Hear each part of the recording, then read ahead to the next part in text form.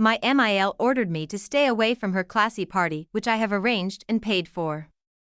Well, I enjoyed my party with my people. Christmas had always been my favorite time of the year. It was the season of twinkling lights, warm cinnamon scents wafting through the house, and the sound of laughter echoing over crackling fireplaces. Ever since I was a child, I had envisioned the perfect Christmas, a day filled with love, family, and joy. But last year, Christmas became a symbol of betrayal and disillusionment. It started with what seemed like a simple idea: hosting a grand Christmas party for my husband David's family. For years, I had been trying to win their approval. His parents, Margaret and Richard, were the epitome of high society, old money, pristine elegance, and the most judgmental people I had ever met. They never hid their disapproval of me.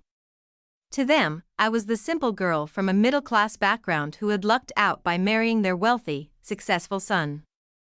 The party was my chance to prove them wrong, to show that I belonged. I spent months meticulously planning every detail. I hired the best caterers in town, rented a gorgeous venue at an upscale country club, and even paid extra to have the grounds decorated with thousands of twinkling fairy lights. I made sure the menu was exquisite, with carefully selected wine pairings and gourmet hors d'oeuvres. I bought matching crystal tableware and arranged elegant floral centerpieces with deep red roses and white lilies. Every penny that went into the party came from my pocket. David and I had separate bank accounts, his suggestion, and I had saved for this event. I wanted no one, especially his parents, to have the satisfaction of claiming they had funded it. But despite all my efforts, I never saw the betrayal coming. A week before the party, David and I had dinner at his parents' estate, a cold, imposing mansion with more chandeliers than warmth. I should have known the night was going downhill when Margaret's greeting was colder than the chilled wine she handed me. "You look comfortable," she had remarked, eyeing my beige cashmere sweater and fitted black pants. It was an elegant, understated outfit, but her tone made it clear she found it underwhelming. As the evening went on, Margaret and Richard subtly but relentlessly took jabs at me. My career in marketing was dismissed as so commercial. My taste in decor was charming, but not very sophisticated. The party I had spent months planning was reduced to casual small talk. "I suppose it'll be nice to have a simple, relaxed gathering," Richard had said in his usual condescending tone. I glanced at David, hoping for some sign of support. He simply sipped his wine, eyes cast down, as if he hadn't heard the insult. But then, Margaret delivered the fatal blow. With a polite but pointed smile, she looked at David and said, "Darling, I do hope Amy understands that the Christmas party is, after all, a family affair. She's done a lovely job arranging it, but perhaps it's best if it remains a more refined celebration." My throat tightened. I blinked, unsure if I had heard her correctly. David glanced at her but remained silent. My hands trembled slightly under the table. I stared at him, silently begging him to say something, to defend me. But he didn't. I managed to smile through the humiliation, but I felt my heart crack. The following evening, while David was working late, I got a call from my mother-in-law. Her tone was syrupy sweet, the kind of false politeness that dripped with malice. "Amy, dear," she cooed, "I've been speaking with some of our family friends, and they're very particular about the guest list. We wouldn't want it to become too casual. I'm sure you understand. You might want to consider keeping your less refined friends off the list. We wouldn't want them to feel out of place." I clenched my phone so hard my knuckles turned white. I knew exactly what she meant. My friends, my real friends, the people who had been with me through thick and thin, were not good enough for their party. And then she added, almost as an afterthought, "Of course, no hard feelings. You've done so much already, it would be just lovely if you stayed behind the scenes. You know, not everyone is cut out for these kinds of events. It takes a certain class." I don't remember hanging up. I just sat there, staring at the wall as her words replayed in my mind. Not classy enough. Not classy enough. I waited for David to come home, still holding on to a shred of hope that he would be on my side. But when I told him what his mother had said, he just rubbed his temples. "Babe, you're overreacting," he muttered. "You know how my mom is. Don't take it personally. She just wants the party to be a little more formal, that's all." My eyes burned with unshed tears. "So, you agree with her? You think I should just quietly disappear while your perfect little family enjoys the party I paid for?" He sighed and grabbed a beer from the fridge. "Can we not make this into a thing?" That was it. That was all he had to say. I woke up the next morning with a clarity I hadn't felt in years. For too long, I had walked on eggshells, twisting and bending myself in hopes of being accepted by people who had no intention of ever welcoming me. I had begged for scraps of approval from people who didn't deserve my kindness. But not anymore. Lying in bed, I stared at the ceiling and made a silent promise to myself: no more groveling. No more seeking validation. No more being the outsider in my own life. I slowly got out of bed, walked barefoot into the kitchen, and made a pot of coffee. The rich aroma filled the house, grounding me. I took my mug to the living room and sat on the couch, staring at the twinkling Christmas tree.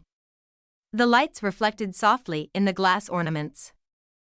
The ones I had carefully picked out, each with a memory attached. The golden angel at the top was from my childhood tree, a memento of holidays spent with my parents, back when Christmas was still magical. I thought about how much of myself I had given to David and his family. The countless times I had smiled through Margaret's barbed comments, swallowed my pride when Richard ignored me at family dinners, and held my tongue when David dismissed my feelings with a wave of his hand. I had done enough. My chest tightened with a mix of pain and liberation. I reached for my phone, and without second-guessing myself, I began making the calls. The first was to the venue. "Hello. I'd like to cancel the Christmas Eve party reservation," I said firmly. The woman on the other end of the line seemed confused. "Cancel? You do realize this is very short notice?" "Yes," I replied without hesitation. "I understand. I'll pay the cancellation fee." One by one, I called the caterers, the florists, and the decorators. With every cancellation, I felt a little lighter. It was as though I was peeling away a suffocating layer that had been weighing me down for far too long. Finally, I called my friends, my real friends. "Hey," I said when my best friend, Claire, picked up. "I'm canceling the party at the country club." "What? Why? You've been planning this for months," she exclaimed. Clearly concerned, I smiled into the phone, feeling a rush of warmth. Because I realized I was throwing a party for people who don't give a damn about me. "So, I'm having Christmas at my place instead. Just us. You in?" There was a brief pause before she whooped with joy, "Hell yes. I'm bringing dessert and tequila." Within minutes, my phone was buzzing with confirmations from the people who truly mattered. My small apartment would be filled with laughter, genuine warmth, and love. By the time David came home that evening, I was sitting on the couch with a glass of wine, feeling oddly serene. He walked in, tossing his briefcase on the counter. "Hey," he greeted absently, loosening his tie. "Hey," I replied evenly. He glanced around, noting the absence of the party planning chaos. "Why is it so quiet? Aren't the decorators supposed to be coming by this week?" I took a slow sip of my wine. "Nope. I canceled everything." He froze mid-motion, turning to look at me. "You. What?" "I canceled the party," I repeated calmly, setting my glass down. "There's no Christmas Eve party at the country club." His eyes narrowed. "Why the hell would you do that?" I met his gaze squarely. "Because your family didn't want me there. And you were fine with it.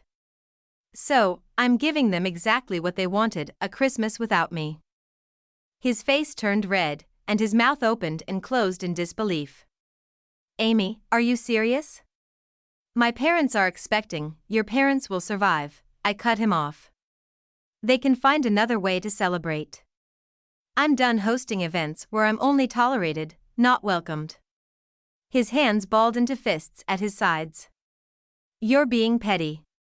You're making this a bigger deal than it needs to be. I let out a short, bitter laugh. Petty? No. Petty is your mother calling me not refined enough after I spent months planning and paying for a party to make her family happy. Petty is you sitting there like a coward while she disrespected me. He scoffed and ran his hand through his hair in exasperation. This is going to make me look bad, Amy. Everyone's going to know you. No, David, I interrupted sharply. They're going to know you let it happen. For the first time in years, he was speechless. On Christmas Eve, my apartment was alive with warmth and laughter. The scent of cinnamon, pine, and mulled wine filled the air. The table was adorned with mismatched plates and bowls filled with homemade dishes my friends had brought. Claire showed up with a massive chocolate cake and 2 bottles of wine. Lucy brought her famous spinach and artichoke dip. Liam, my coworker, carried in a tray of spiced rum punch. The entire apartment smelled of comfort and familiarity. We played music, but not the stuffy instrumental carols David's family would have insisted on. Instead, we blasted Mariah Carey and Wham! Dancing around the living room in our socks. We played charades and laughed until we cried. My friends, my chosen family, made toasts filled with genuine affection. Claire hugged me tightly at one point and whispered, "I'm so proud of you for standing up for yourself." And for the first time in a long time, I felt proud of myself, too. As the night wound down, we sat on the floor around the coffee table, sipping wine and exchanging small, thoughtful gifts. My heart felt fuller than it ever had during all those hollow, elegant parties with David's family. Meanwhile, David spent the night sulking in the den, scrolling through his phone, no doubt fielding calls from his frantic parents. He occasionally glared at me, but I didn't care. I was done worrying about his discomfort. Margaret's name flashed across his screen multiple times, but he didn't answer. At some point, his father's voice boomed through the voicemail, but David simply stared at the phone, his face tight with frustration. I watched him with detachment. His family was falling apart without their perfectly planned spectacle, and he was drowning in the consequences. But it wasn't my problem anymore. In the days that followed, I realized that canceling the party had only been the beginning. David's family was livid. His mother left a dozen acidic voicemails, accusing me of ruining their Christmas tradition. His father, ever the condescending man, sent a sharply worded email about the lack of class I had displayed. But the funny thing was, I didn't care. Not anymore. A week after Christmas, on New Year's Eve, I stood in front of my closet with a suitcase, calmly packing my things. My hands didn't tremble. My heart didn't waver. When David came home and saw the packed bags, his eyes widened. "Amy," he started, his voice thick with panic. "What are you doing?" I turned to him, holding his gaze without blinking. "I'm leaving." His face paled. "What?" "You can't just." "I can," I cut in, my voice steady. "And I am." He stammered, his voice cracking. "But why? You're going to throw away everything over one Christmas party?" I met his eyes, my voice soft but firm. "No, David. I'm walking away from years of disrespect. From feeling like an outsider in my own life. From you choosing your family over me. Every single time." I didn't wait for his response. I simply walked past him, suitcase in hand, and closed the door behind me. I moved into a cozy apartment with a sunlit balcony that overlooked a park. It wasn't large or fancy, but it was mine. And in the following months, I built a life that was full of real friends, genuine love, and laughter. Margaret and Richard could keep their cold, elegant Christmases. David could deal with his family's fallout. As for me, I was finally free. And I was never looking back.